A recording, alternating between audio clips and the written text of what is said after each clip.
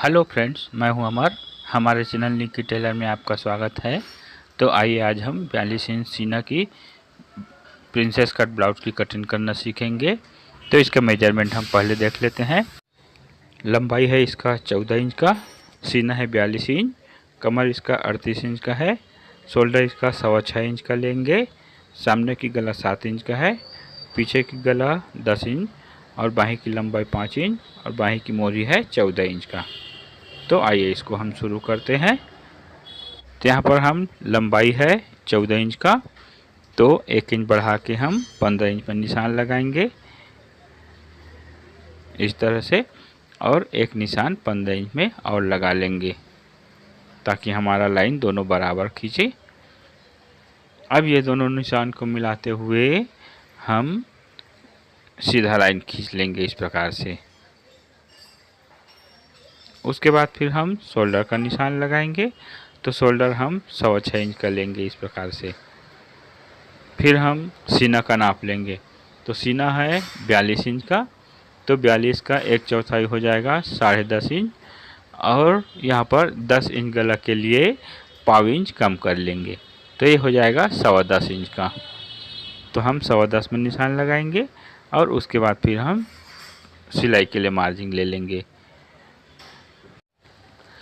उसके बाद हम कमर का निशान लगाएंगे।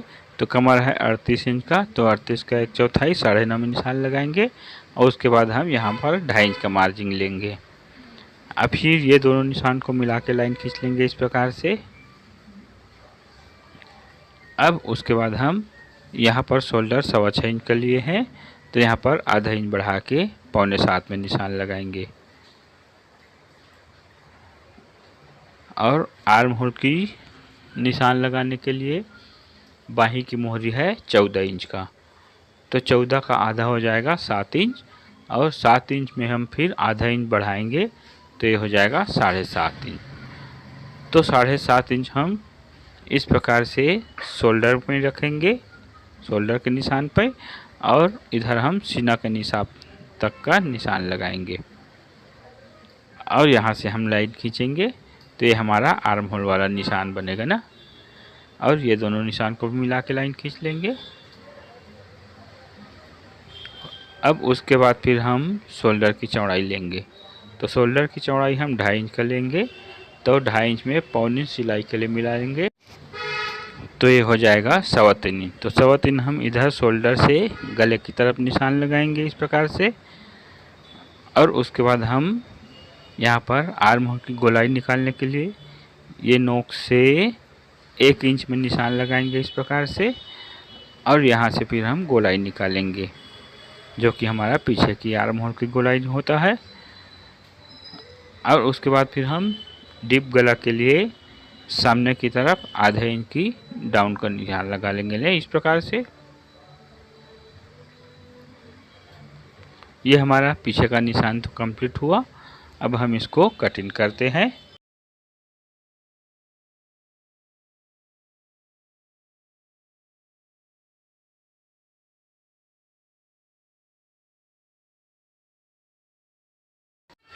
ये हमारा पीछे पल्ला की कटिंग हुआ। अब आइए हम सामने पल्ला की कटिंग करेंगे। तो सामने पल्ला कटिंग करने के लिए सबसे पहले हम यहाँ पर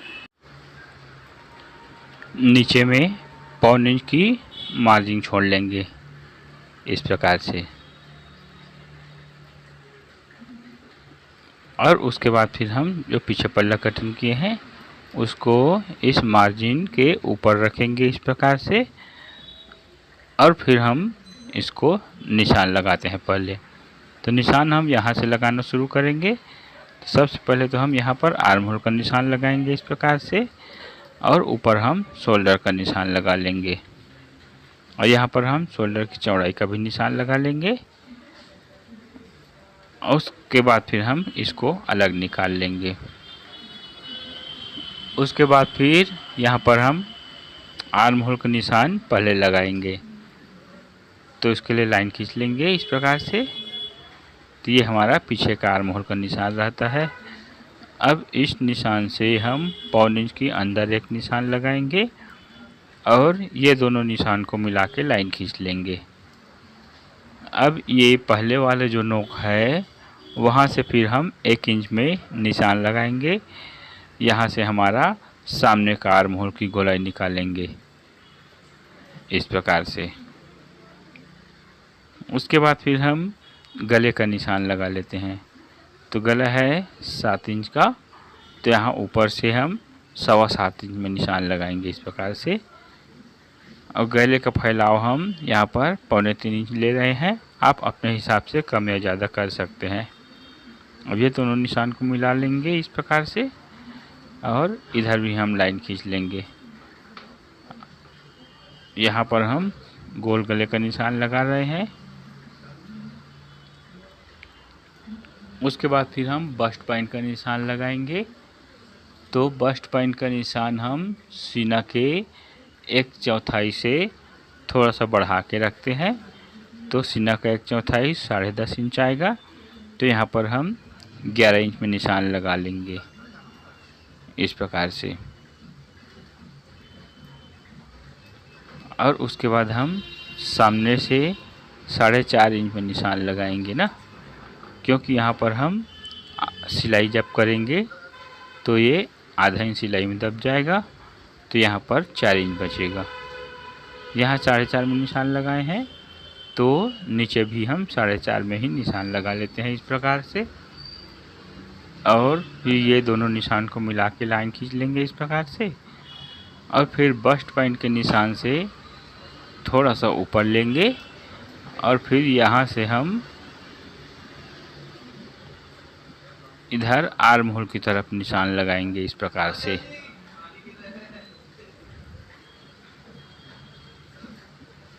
और उसके बाद फिर हम पफ बनाने के लिए यहाँ पर सीना के 12वां हिस्सा लेंगे। तो 42 इंच सीना है, तो उसका 12वां हिस्सा आ जाएगा 3.5 इंच में। तो 3.5 में निशान लगा के फिर यहाँ से गोलाई लेके इस तरह से मिलाते हुए इस निशान में मिला लेंगे। उसके बाद हम इस निशान को लंबाई नाप लेते हैं। यहाँ पर ये 4.25 इंच का है, यहाँ तक की लंबाई। तो इधर हम 1/4 इंच बढ़ा के 5 इंच में निशान लगाएंगे, या उससे थोड़ा ज़्यादा भी निशान लगा सकते हैं। उसको हम जैसे सिलाई करते समय बाद में बढ़ जाएगा तो उसको कटिंग कर लेंगे। और उसके बाद फिर हम कमर का निशान लगाएंगे। तो इधर सामने की तरफ हम नाप लेंगे पहले। तो ये 4.5 इंच है। और उसके बाद कमर की 1/4 9.5 आएगा। तो 9.5 को हम इस प्रकार यहाँ पर रखेंगे, और इधर हम 4.5 में निशान लगाएंगे। उसके बाद फिर हम यहाँ पर 1.5 इंच का सिलाई के लिए मार्जिन लेंगे, और 1 इंच का हम जो बीच में सिलाई जोड़ेंगे उसके लिए मार्जिन लेंगे।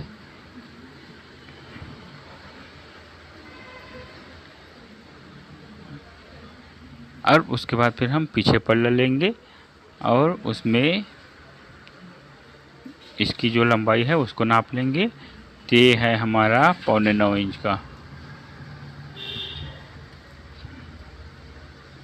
अब ऊपर में हम आर्म होल के पास यहाँ से 1 इंच बढ़ा के रखेंगे इधर इस तरह से। और फिर इस निशान से हम 9.25 इंच इस तरफ से नाप लेंगे। अब ये दोनों निशान को मिला के लाइन खींच लेंगे इस प्रकार से, और इधर हम इसमें लाइन खींच लेंगे। ये हमारा निशान कंप्लीट हुआ। अब इसको हम कटिंग करते हैं।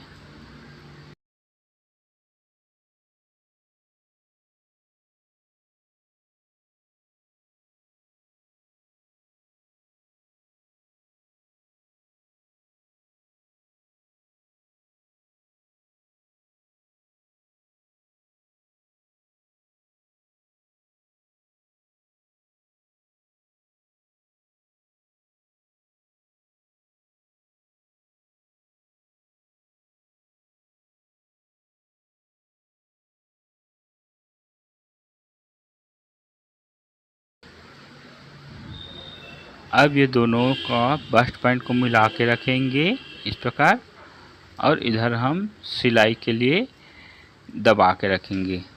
जितना हम चौड़ा हम सिलाई चलाएंगे उसको अंदर ले लेंगे, और उसके बाद फिर हम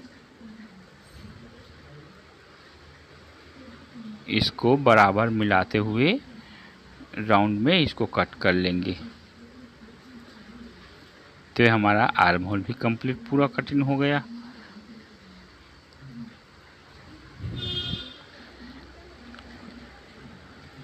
अब उसके बाद फिर हम पीछे पल्ला में डॉट का निशान लगाएंगे और गले की निशान लगाएंगे। तो पहले हम डॉट का निशान लगाएंगे। तो उसके लिए कमर है 38 इंच का, तो 38 का 1/4 9.5 होगा, और 9.5 का आधा 4.25 में निशान लगाएंगे, और फिर 1 इंच का निशान और लगा लेंगे। यहाँ पर हम 4.25 लिए हैं, तो यहाँ आधा इंच बढ़ा के 5.25 में निशान लगाएंगे, और ऊपर हम टक्स की लंबाई 4.5 इंच का लेंगे।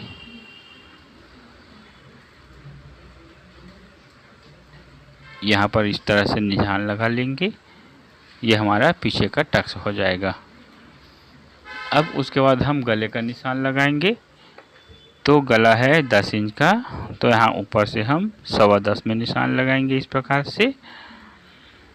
इधर हम फैलाव ले लेंगे 3.25 इंच का।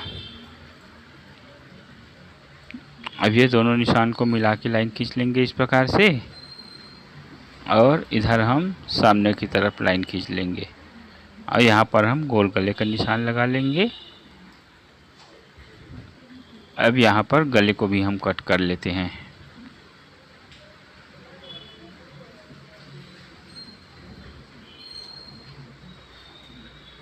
ये हमारा पीछे पल्ला भी कंप्लीट हुआ। अब उसके बाद हम बाही कटिंग करने के लिए इस प्रकार पेपर को फोल्ड करेंगे, और फिर हम सबसे पहले नीचे में आधा इंच की मार्जिन ले लेंगे इस प्रकार से।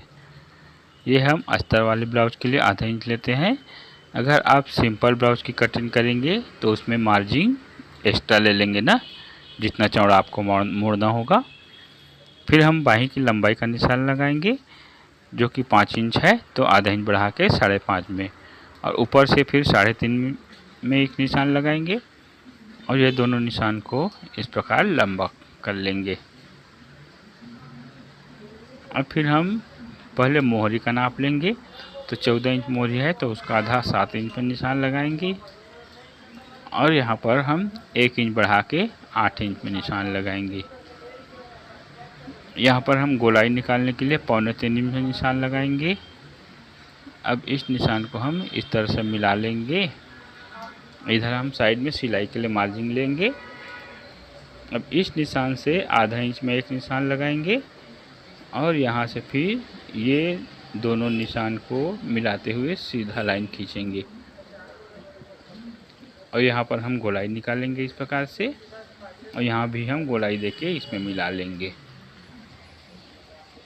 उसके बाद हम इसको कट कर लेंगे।